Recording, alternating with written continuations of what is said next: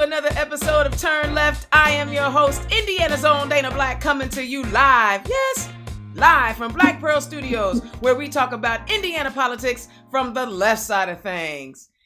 Good afternoon, everyone. I hope that everyone is being safe.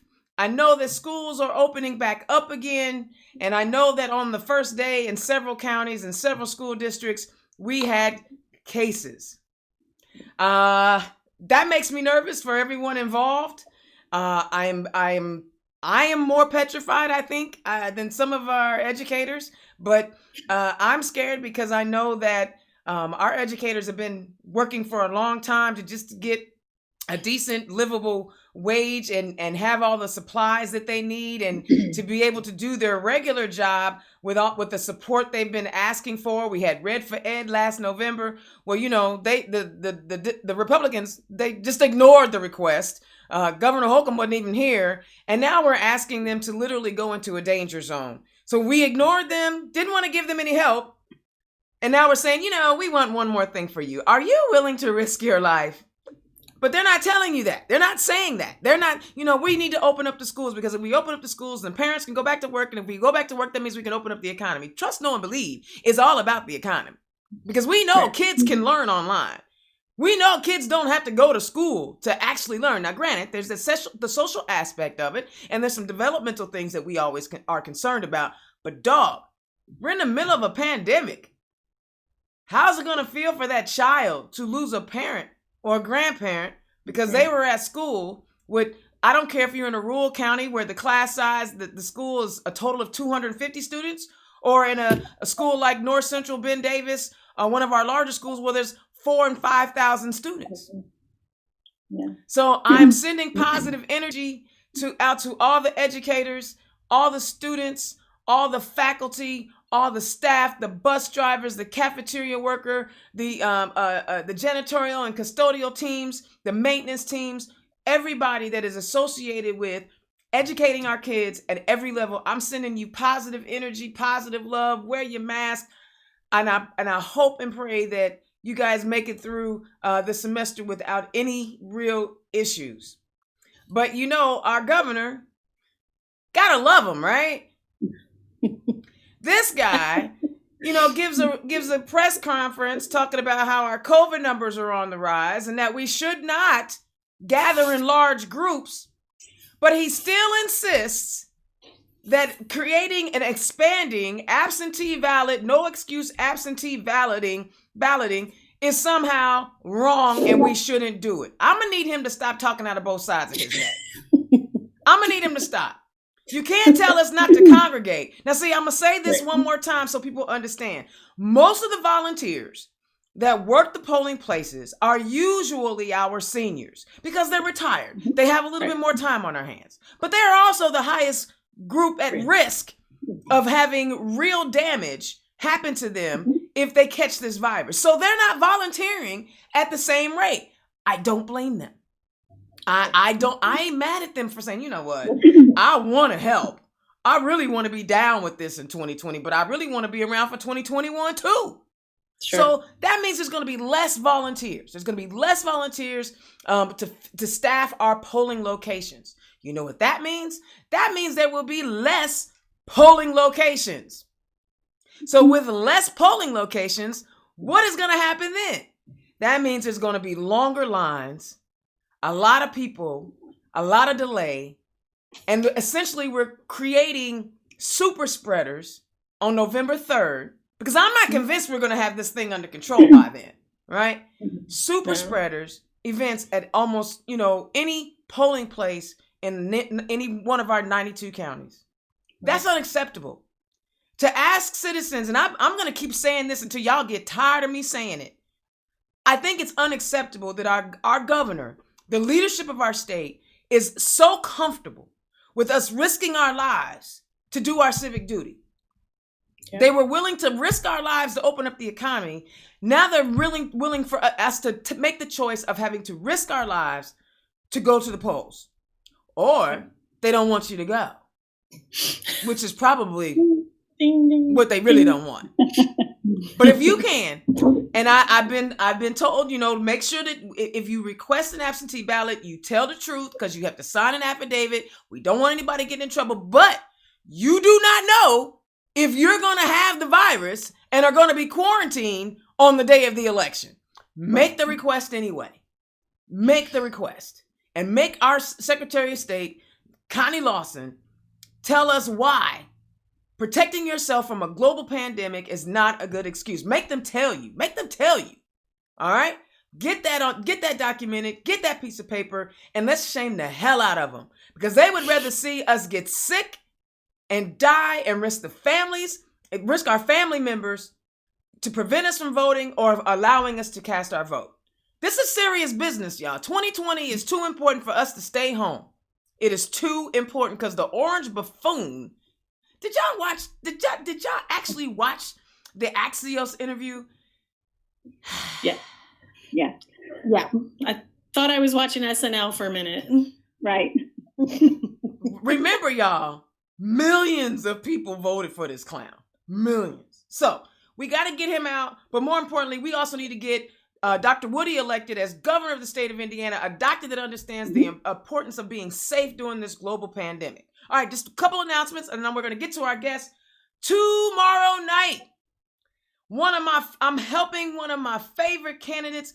We are hosting a dance party for my girl, E. Thomasina Marcelli, who is running in District 8. She's running in Congressional District 8. Her campaign slogan is Hope in 8. Find her on social media, sign up, and join us for a Friday night boogie, baby. We're going to have a party with a purpose, and we're going to raise some money, because her race is important. District 8 is important. We can flip that district. And if you have nothing else to do, and you really are feeling that itch in your twitch, come on out and join us on Zoom and sign up and come to our dance party. Also, Nick Roberts is going to send me some information about a Saturday night trivia night. Listen, there are more ways for us to stay connected as Democrats. We got some Power of the Black and Brown Votes events coming up. My girls down in Monroe County are making that happen. We got a lot of stuff happening. We just need to stay connected. Yes, the DNC, those of you who are delegates, I feel bad that you're not going to Milwaukee, but you're going to be safe. But there's other ways for us to connect and share who we are and how powerful we are as Democrats. We can do this thing, y'all. It is way too important. All right. I threw my pencil on the floor. Hold on, y'all. I can't even take notes now. Okay. You got excited. I did. I mean, I'm a Democrat. I love it. All right. So first up, y'all, I love when I get a chance, you know me, when I get to meet new candidates, someone that I had only FaceTimed with, or not even FaceTime, we Facebook Messenger. Email, that was it. You know me, I'm a troll. I will go find who won their primaries and start stalking them and say, hey, will you come on, turn left? Let me introduce y'all to a Democrat candidate for State House, District 33, Julie Snider. Did I get that right? Because I was stumbling and bumbling. You did. State Representative, District 33. 33. Perfect. Welcome to Turn Left, Julie. How you doing today? Thank you. I'm great. Thank you for having me on. Absolutely. Great opportunity. And my second guest, she is the essence and the epitome of persistence. And I love me a persistent woman, because that means she ain't backing down. She ain't taking no mess. She coming for everybody. Don't sleep on my girl. Y'all, welcome to Turn Left, running in Senate District 44, Miss Cinde Wirth. Cinde, welcome to the show. Thank you. It's exciting to be on. Absolutely. I love it. I'm glad that you ladies were able to make it today. So I'm just, I want to make sure people get a chance to know who you are. So Miss Julie, we'll start with you. Tell the people who you are and where you come from. Okay, great. Like she said, my name is Julie Snider, and I am a public school teacher from District 33. And I'll just explain what District 33 is a little bit. It's eastern and southern parts of Delaware County, so right outside of Muncie. I actually teach in Muncie at Muncie Central High School. And then all of Randolph County and all of Jay County, which are east, and then Jay County is north.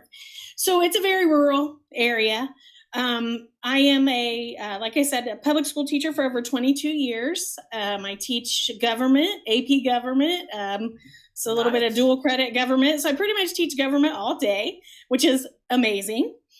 I've been married for over 30 years to my wonderful husband, Chris. I have 3 grown children, and then I have 2 grandsons. So I've lived in District 33 we've owned our house for over 30 years. So I've been here most of my life, and it's a really cool place to live. Like you were talking, kind of a suburb of Muncie, if you want to call it that. Kind of the best of both worlds, I guess. I get to teach in an awesome city like Muncie, and then I get to live, out in the area that's not so populated. So I love it. You're a homer. So the people that you are wanting to represent are people that you've spent a significant amount of quality time with. That has to speak volumes. Yeah, it's my kids all went to school out here, and I'm very torn up about the problems that we're having in rural Indiana. I mean, it's hard to believe that this General Assembly is supposed to represent all of us when most of the legislation that's passed is geared toward like urban and suburban areas. So our rural areas are pretty much just kind of getting swept under the rug a little bit, especially with things like infrastructure, which I'm sure we'll get into in a little while. But I'm fortunate enough to teach I consider Muncie to be an urban school, and it's very diverse, and it has a lot of attributes that the area that I live in doesn't. So I've gotten to know people from all walks of life, which I love. I love my students, and I love teaching what I teach. It's been pretty amazing, and it definitely led me to run for office because was a union rep for a while and got to go down to the State House and lobby our state legislators, and didn't really get anywhere. They weren't too concerned with teachers and our salaries and things like that. So I thought, other than, doing that time after time, I could run for office. So a bunch of my colleagues and I just kind of got together and said, hey, that would be a really good idea. I think it's a great idea. Yeah. Maybe if we have more teachers elected into our state house, teachers and the rest of public education will get taken care of. Yeah, there's a record number of teachers running this year. So that would be amazing to have that. Cinde, tell the people who you are and where you come from. So I'm Cinde Wirth. I'm running for District 44 State Senate. I spent almost 10 years teaching in a public high school. I'm a scientist, so I was teaching science, environmental science, and biology. I spent a year as an Einstein Fellow in Washington, D.C., which is a program that takes STEM teachers and puts them in the national arena to look at federal policy and then also state policy. So I spent 2018 and 2019 doing that, attached to both Jared Polis's office, who's now the governor of Colorado, and then when he went to be the governor, I went to the House, U.S. House of Representatives Science, Space, and Technology office of Eddie Bernice Johnson. She's the first chairwoman. So when I came back from that, instead of going back into the classroom, what I learned there after, having been a public school teacher and a small business owner, was that I have a unique perspective and a voice that needs to be heard. And yes, I am persistent. One of the things I taught in high school was persistence. Don't give up. Absolutely. Failure is not fatal. And in fact, in science, failure is part of the process. And it's the process by which you keep going. And I think this public is finally seeing that with all of the COVID things. So it's really interesting to have this perspective. But I'm from Bartholomew County. I'm a 7th generation resident here. Wow. Right. So from the very beginning, my family's been here, and on one side, and then the other side, they were from Greene County, which is all the way, on the other side of the state. So District 44 is from Bartholomew County all the way up to Greene County. So I'm essentially running in my ancestors' backyard. I love it. So I love it. I think that's great. Been here my whole life.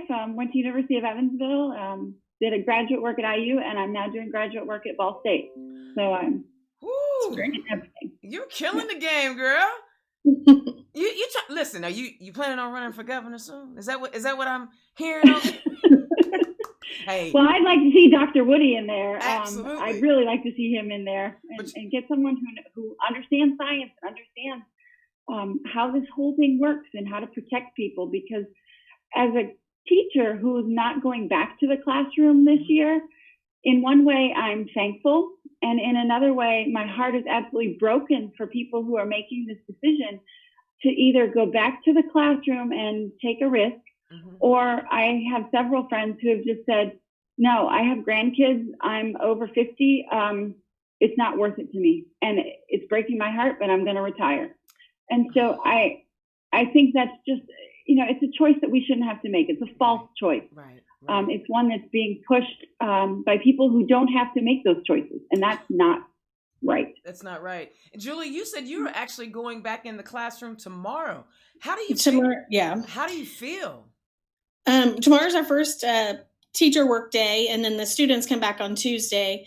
We had a really great, I'm the department chair for the social studies department. We had a meeting with our administrators today. So I'm feeling really a lot better about it today after having that meeting. We have amazing administrators who, you kind of talked about this in the intro, that without them, I don't know what we would do. They worked so hard all summer to make this work. But like Cindy said, it's not really fair. It's not a fair choice. They're forcing this on us. Even though a lot of us have, fears about it. And, I'm going back, but I'm very concerned, not just about me, but I have a mother who's over 70, and I have grandkids, and I have, people that I love that I don't really want to bring this home to. And I also don't want to have to quarantine myself, which I feel like I have to do. Now that I'm back at school, I'm not going to see those people that I love probably, because I'm not going to put them at risk. But I will say that between our superintendent and our school board and our administrators, they are doing all that they can to make it work. But they've been put in a horrible position, position. My high school has around 1,400 kids. And, how it doesn't matter how wide you set things up, you cannot social distance with that. No. They're going to be everywhere. So because they're kids. Yeah, it's going to be hard. I've seen pictures on social media where students were taking pictures of the hallways. I saw that and got suspended. Yeah. Did you see that? Yeah, I did see that. And it's like, kids are going to be kids as soon as they're away from their parents, and they're going to do what they do. And I'm sorry, when have schools not been petri dishes? Right, exactly. We deal with this every year. I'm really healthy because I've been teaching so long. I think I'm immune to everything at this point. But, that's the truth. I mean, we can even we know exactly when kids are going to get sick. We're like, oh gosh, okay, beginning of October, things are going to go all to hell. The kids are going to be, have the flu. They're going to be so sick. This is going to be no different. I mean, they're going to pass it around like crazy. They are. And ladies, feel free to jump in any way you want. The response to COVID and how we are dealing with it as a society. I'm sorry. The world now knows that there's a lot of Americans that ain't that bright. Yep. Yeah, it's I'm a very political person. I was going to show you my mask. I have I love it. This is my classroom mask. But for them to turn this into something political is something that I've never experienced in my entire life. I've never seen something that's a worldwide problem that a group of people in our country have decided to politicize and say, no, you made this up. This is fake. This is, it just boggles my mind. And as a teacher, that's going to be one of my challenges going back. I teach seniors. They're going to have lots of questions. And, they've seen what's going on. They hear it. And, what a horrible thing to have to do is try to convince your kids. Yeah. We've been on the science front in school. We've been fighting this for a long time with the delegitimization of science and the, anti-science backlash. And, even as far as me having to defend why the earth is round and explain, how people knew that way before we had technology. So, as a scientist, it makes me sad. It doesn't surprise me that this has happened. It makes me very sad. And the fact that we have people who are in power who have latched onto this and promoted it is, I think, the most unfortunate part, because it puts everyone at risk. Just because they've bought into something, and then to go back on that I think a lot of people who bought into it in the first place don't feel like they can go back on their position. They feel like they have to dig their heels in and stay there, which is a great part of the American spirit that is completely working against us right now as a group, a culture, and keeping us all healthy. So it's so you talk about persistence. It's a good thing, but it can be a double-edged sword. And I think, just looking at it from the science standpoint, I've been there in my classroom so many times that it's not a surprise, but just the fact that, like you said, it's been politicized and it's very unfortunate. I find it interesting that, sometimes I don't know how the matchups are going to work when I pair folks together, because I'm like, I just want to get everybody. But the idea that today I have two teachers from rural Indiana, one teaching social sciences, the other one teaching sciences. I guess that's how you. And the conversations that are coming from that, I'm quite curious, because like you said, Julie, you said you're going to have students ask you about the social impact and how this works in government, and why these things are happening. I know, Cinde, you're not in the classroom, but you still have those science questions. I'm certain somebody is tapping you on the shoulder to be a tutor or something.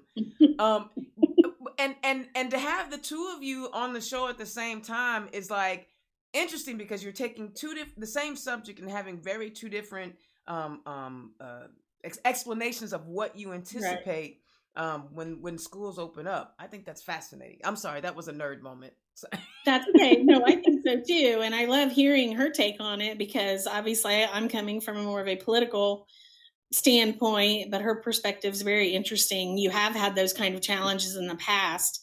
And, this has been really a really hard spring and summer for me, as somebody who I truly love politics, but it's made me so just like pull back a little, because it's hard to even get on and onto social media and things like that, because the ignorance and the misinformation, it frustrates me to the point that I want to scream, because this is something that I teach. I do a huge unit where I really do it all semester about misinformation. Mm-hmm. The kids, you guys know kids, they get on and they get their news from Twitter and Instagram. And I try to work with them so much about verifying sources and making sure that it's factual information that they're posting and retweeting and things like that.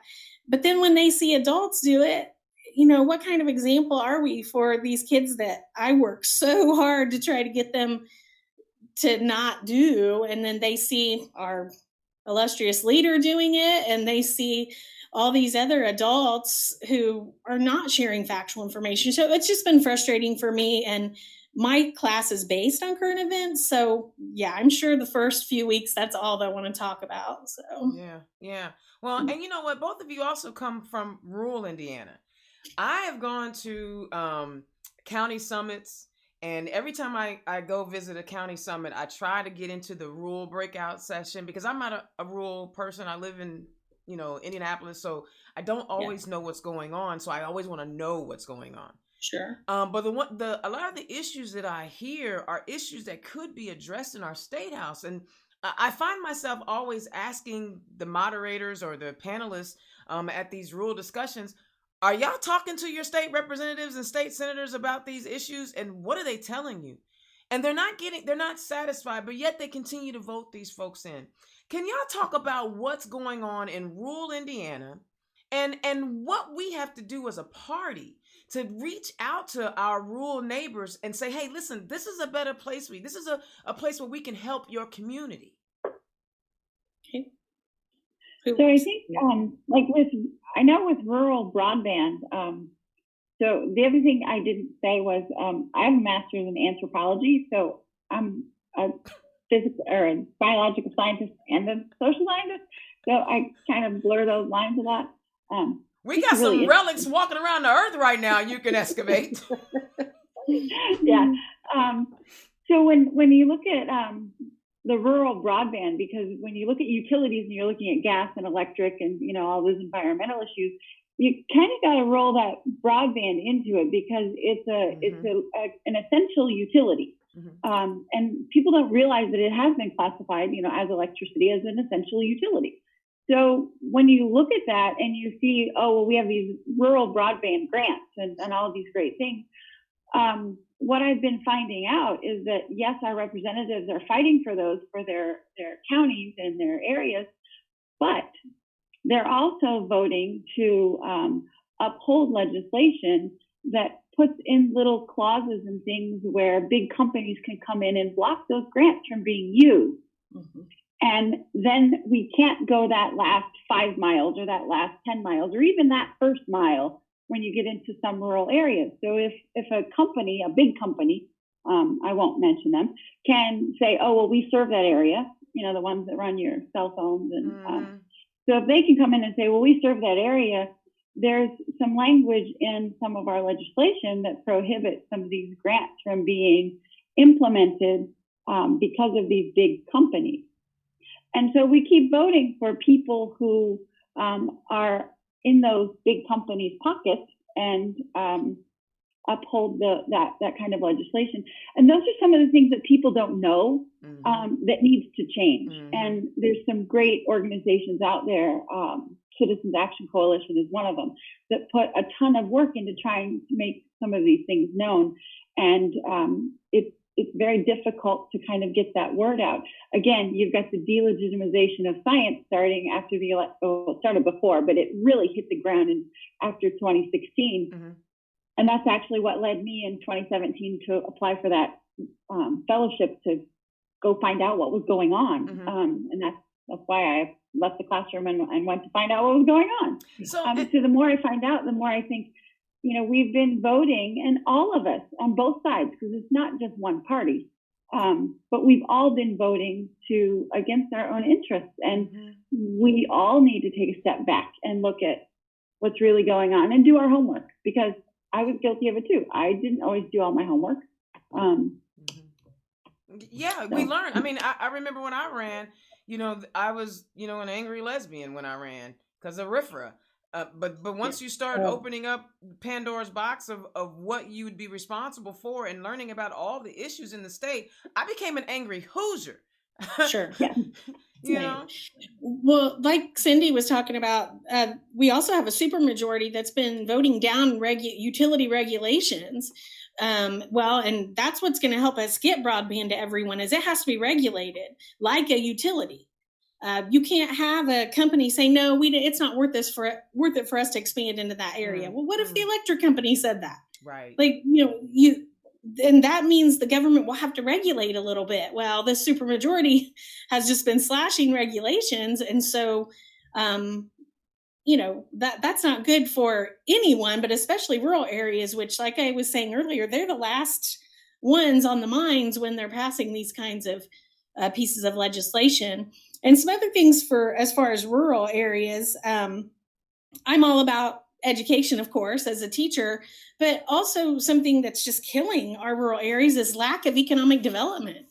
And that's directly tied to education, I think, because if you're not investing in human capital, you're not investing in the people who are going to build up your areas, and they're going to stay in your small communities, and they're going to create businesses, and they're going to have high-paying jobs or offer high-paying jobs.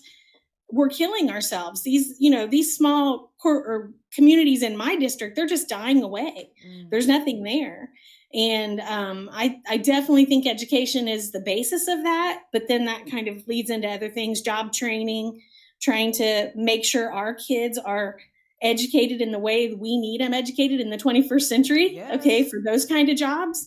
And we're just not doing it. But I'm not blaming education for that at all. But I'm blaming a General Assembly that has not really moved forward. They're not progressing with what we need in our state.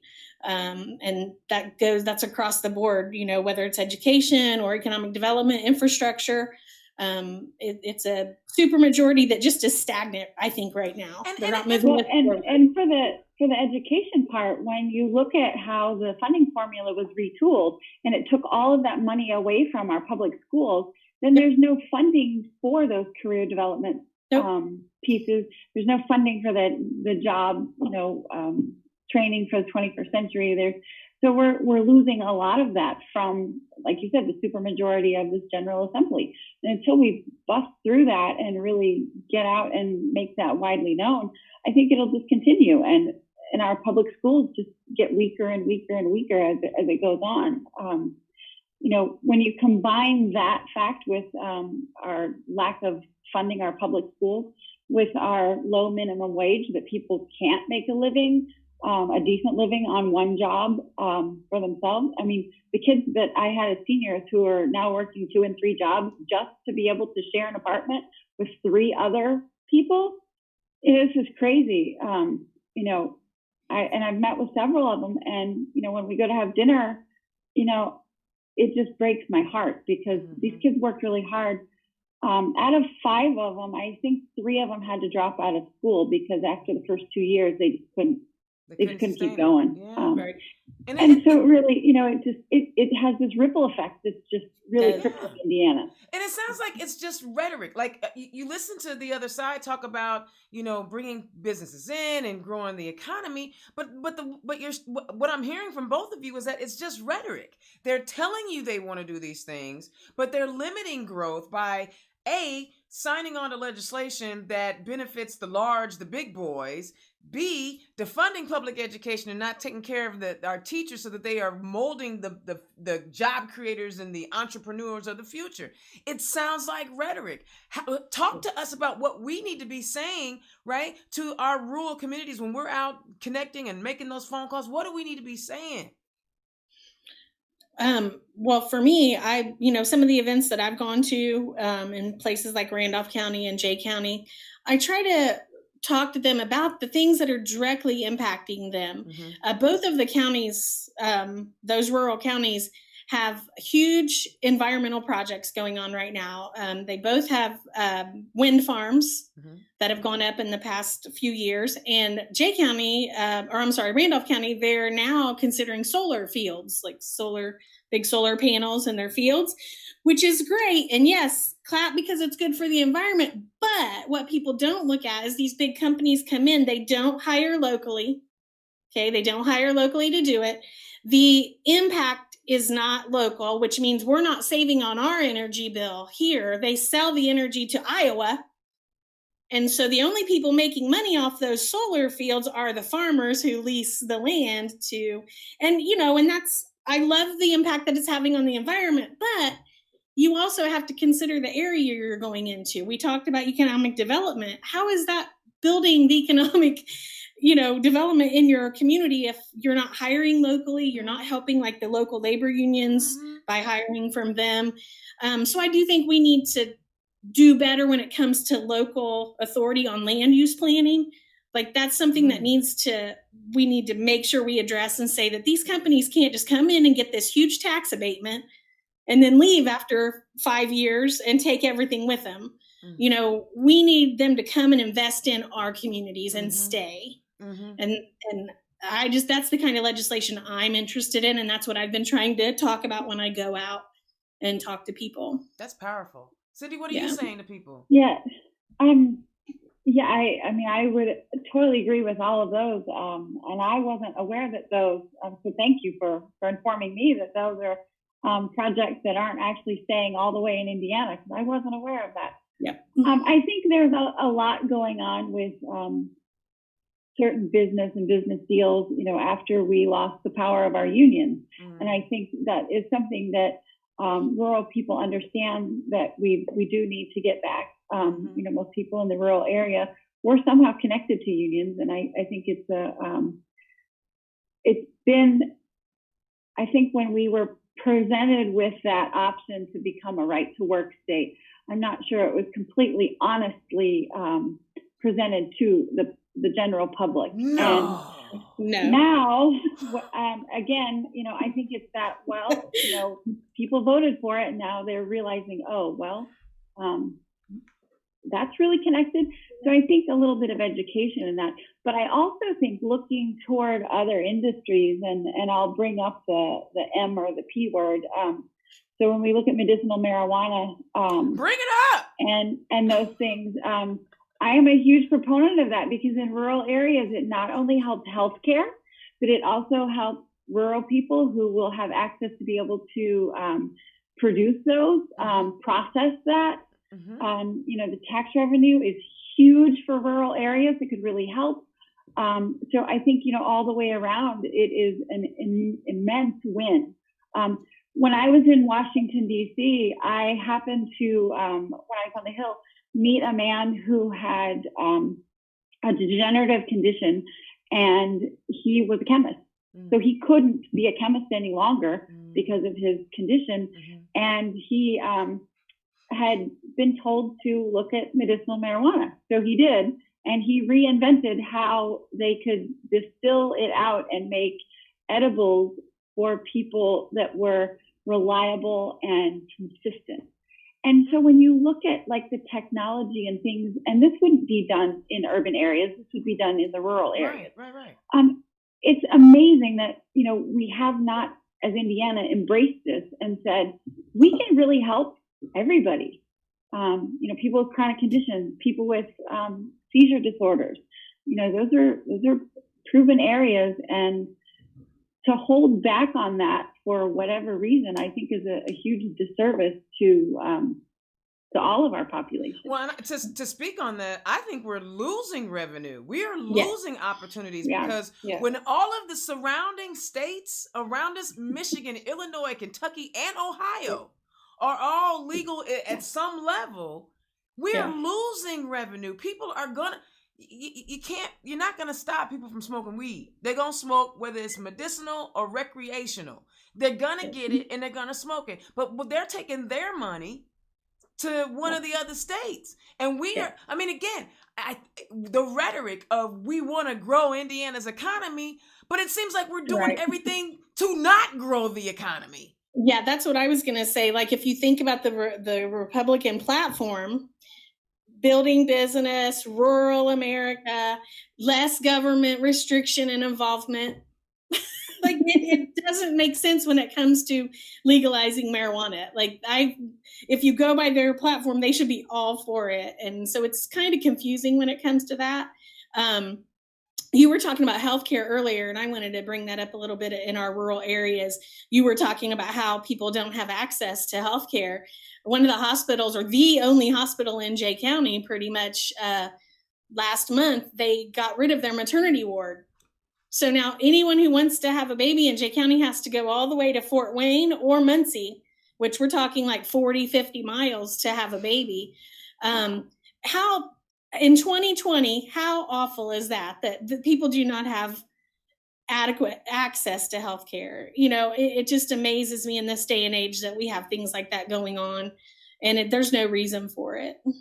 We're struggling. Our state is moving in the wrong direction. Yeah, it is. I think we're very concerned with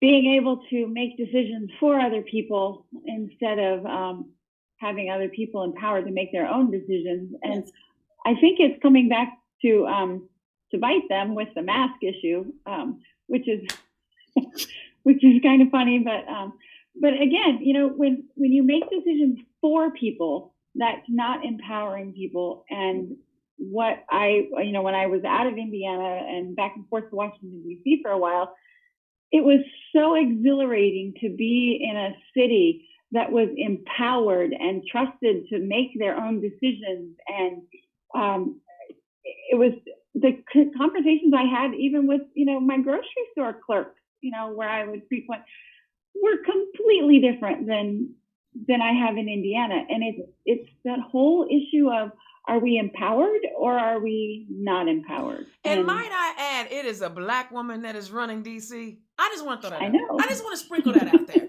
I just want to sprinkle that out there. Yes, it is. Black women rise up. Yep. Yes. It is. I mean, and it's scary because, Indiana is, because we are not moving in the right direction, we are going to be left behind.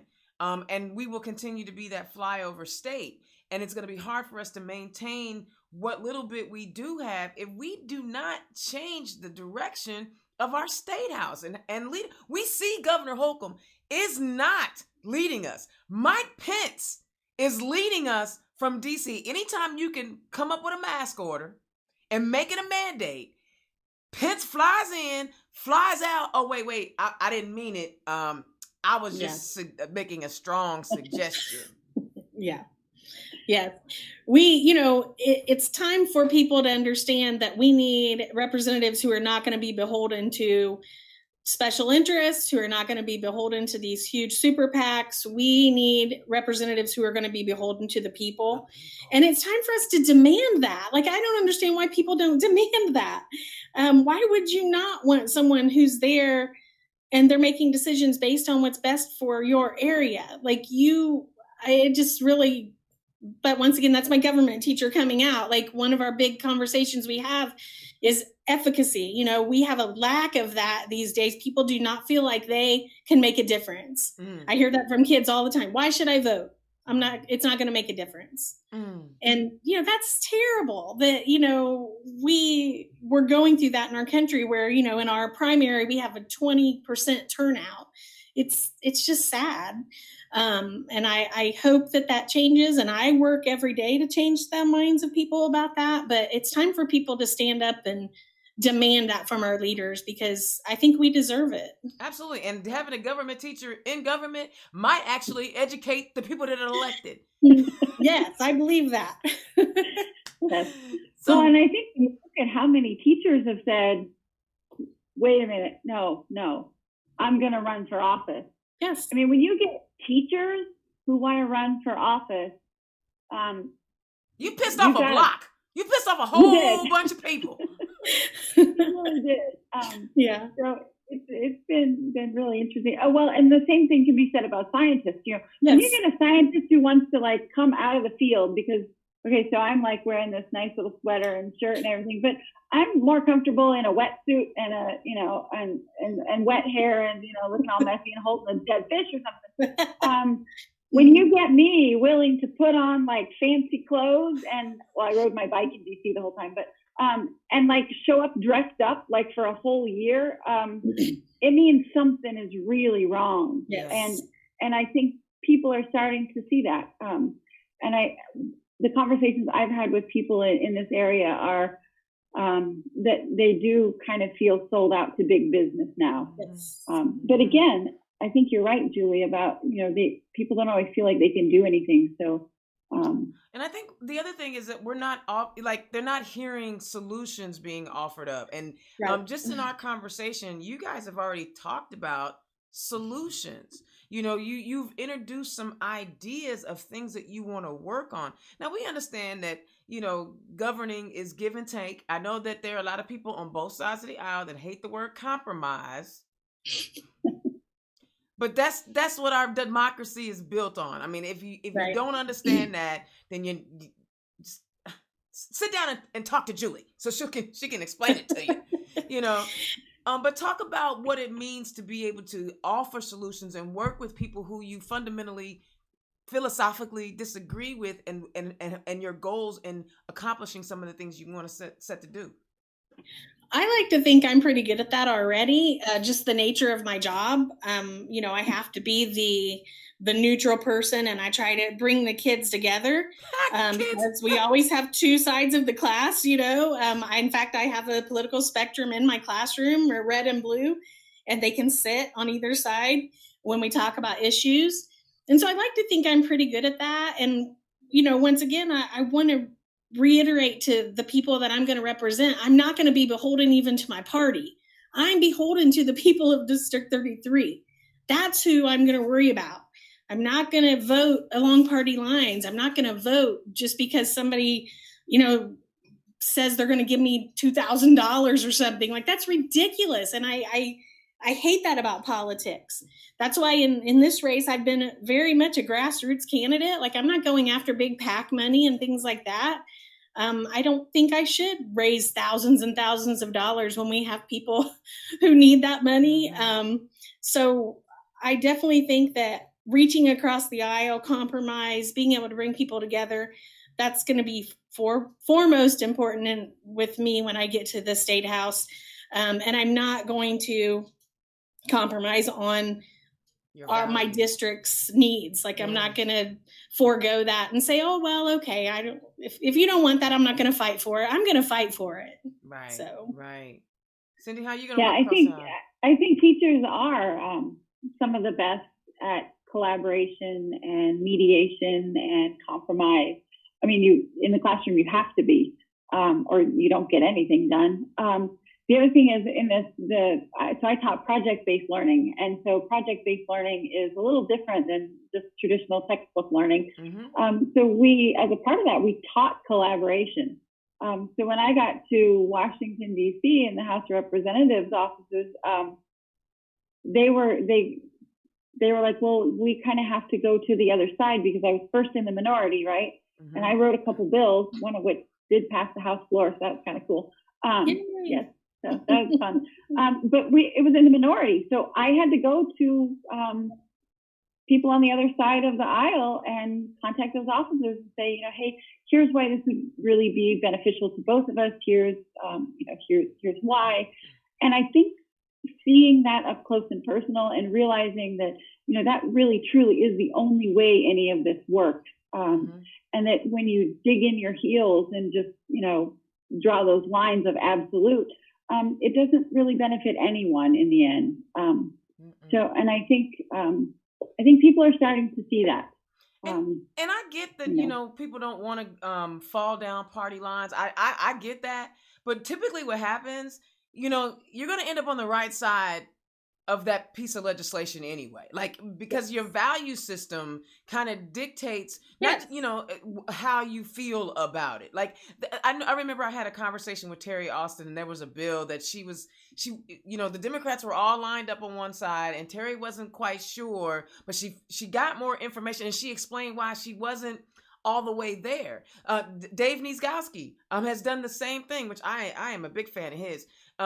He explains the same thing. There are going to be times where I don't vote down party lines. I'm voting what's best for my district, or I'm voting my conscience. And see, to me, I'm cool with that, because I don't want followers trying to lead me. I need leaders. I don't need any more elected officials who can't lead us out of a wet paper bag. I'm good. We got plenty of them. I'm good. Yeah. Yeah. So, we were talking about the broadband internet earlier. The person that I'm running against, who holds the seat right now, he actually introduced some legislation about broadband, and it didn't make it to the floor, and he just stopped. And that's what I was talking about earlier.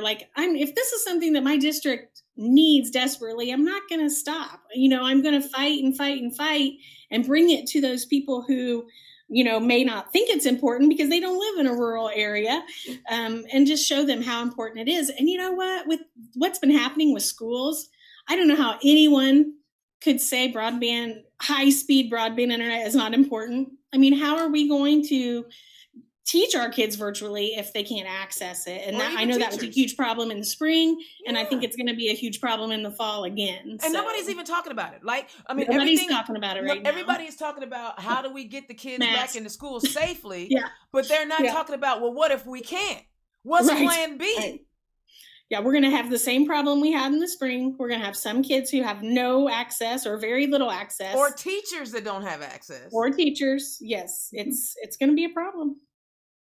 I find it interesting that we're not looking at every angle to try to solve this problem. It's literally just we're going literally one way towards the wall, and we hope that we all have our X-Men powers so that we can somehow morph through the wall and come out on the other side. And so, see, I'm not going to mash up any bones. I'm not going to hurt anything. We're not even looking at things fully, holistically.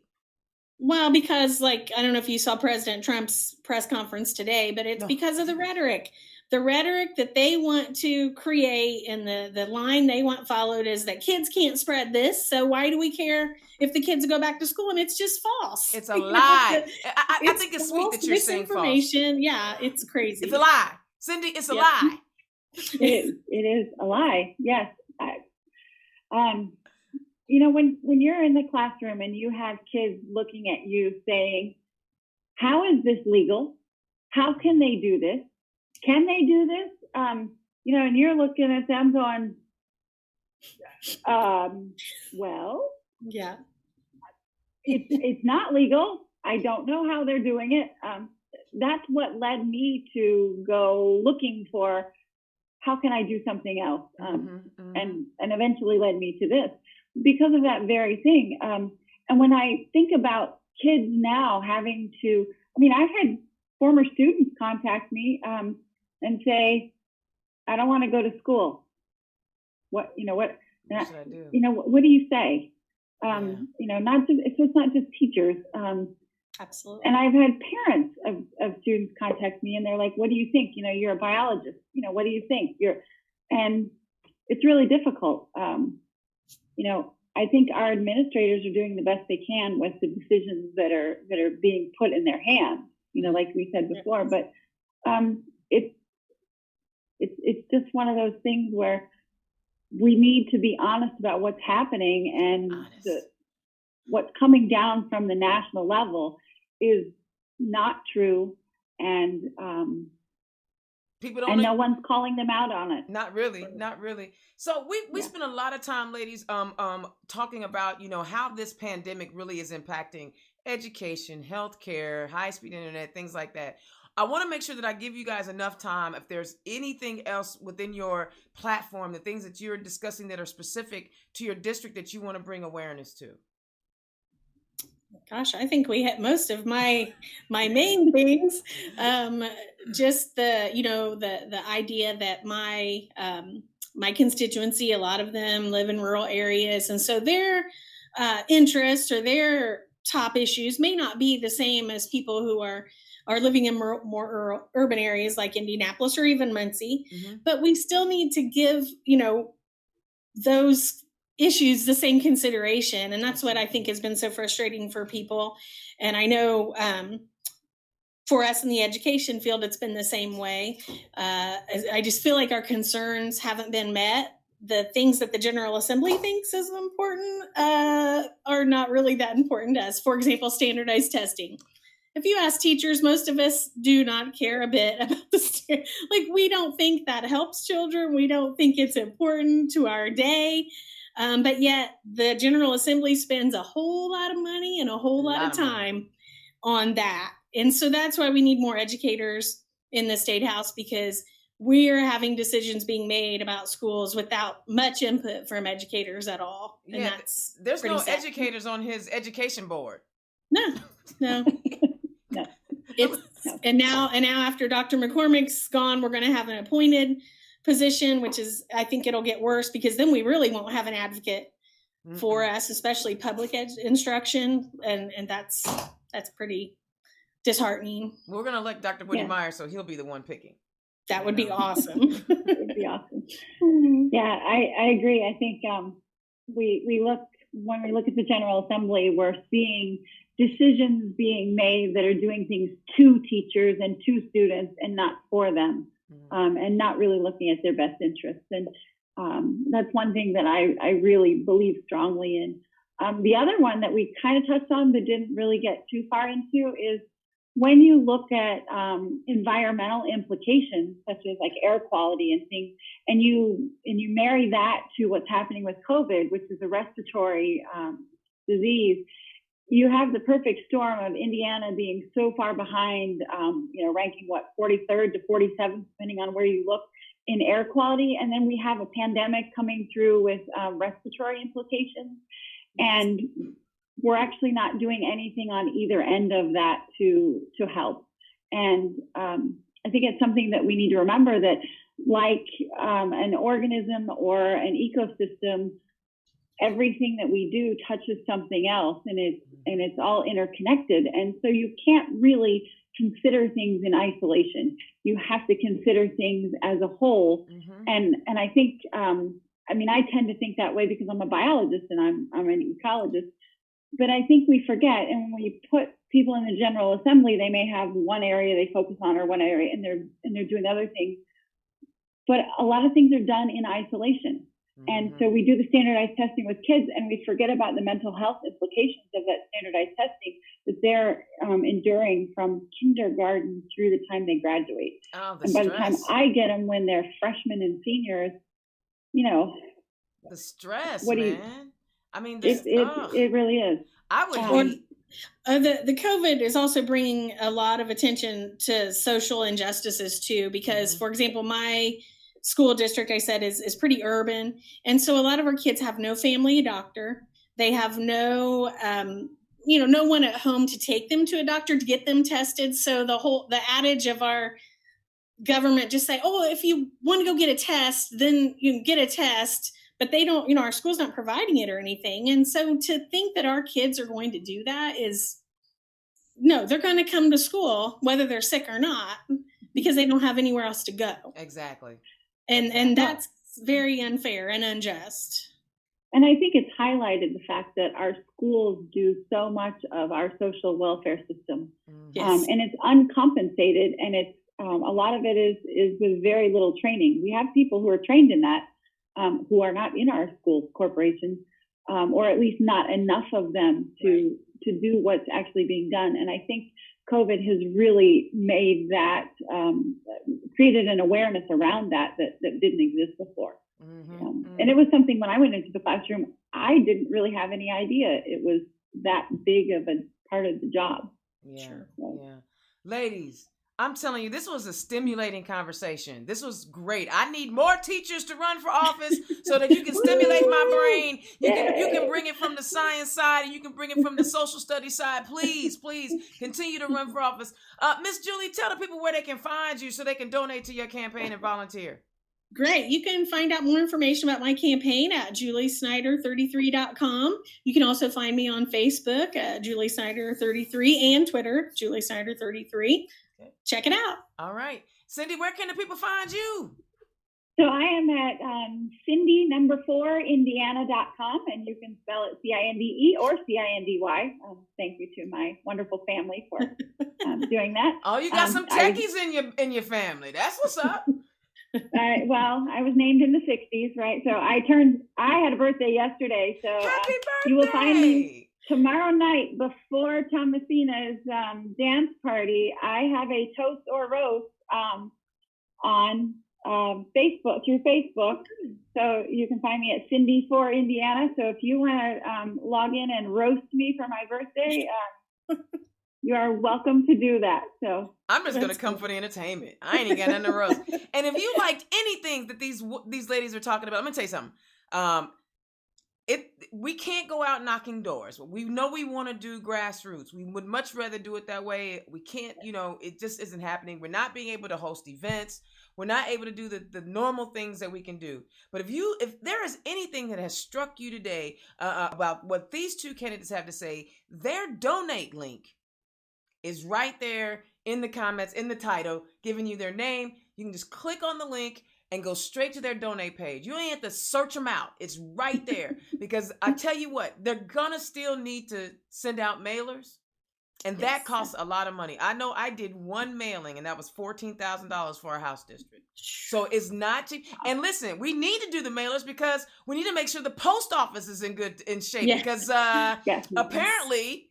Yeah, we didn't even get to that, did we? No. I remember, because when he appointed his postmaster general, I said, oh my God, now I got to watch out for the post office. I got to keep an eye on the post office. And sure enough, here they go. Yep. No overtime, not unloading trucks after 9:30. and our postal workers have been the most committed, civil servants we've had since before our country was a country. Yep. Okay. Before our country was a country, there was mail delivery, and they were delivering mail to our servicemen and women who have been overseas. And now the orange buffoon is willing to destroy all of that to cheat. All of that. Just to stop mail-in voting. Yep. So, y'all, we need to send these two ladies to both chambers of our state house, one in the Senate, one in the House. Click on their links, donate to their campaign so they can get that lit out and they can get their message out to everybody. $5, $10, whatever you can donate, please consider just clicking on the link and helping these ladies out. Y'all, this was great. Cinde, Julie, this was a fantastic conversation. Thank you for enlightening us, enriching us with all of that teacher knowledge. Yeah, thank you for having us. It was great. Nice meeting you, Cindy. Indiana's own Dana Black, turn left. We are doing this every Thursday until, election night. And I'm going to tell y'all a little secret. little secret I got, just between me and you. We're gonna keep it on the hush hush. My guy and I, Nick White, we are working on an election night watch party. Oh, cool. We're working on it. Very good. One of the things is, it's one thing to watch the election results from the national standpoint. And if you're like me, you don't even get local channels anymore. Don't. So we're going to have a watch party, and the goal is to interview our winners so that you can hear from them and their excitement. It's coming. We're going to have an election night watch party. So we're going to be bringing you all kinds of good stuff. And I figured, we're calling this, I can't even say it yet, but I'm just saying, I'm excited about it because I know people are going to get tired of hearing my voice, and I'm going to give you somebody else to listen to who is just as phenomenal and has the same style and flair as I do. So Indiana's own Dana Black, Turn Left. We are here every Thursday bringing you the candidates that care about people first. We care about the lives of people first. Y'all join us every Thursday so you can hear about these candidates and you can donate to their campaign. I'm Indiana's own Dana Black. Peace.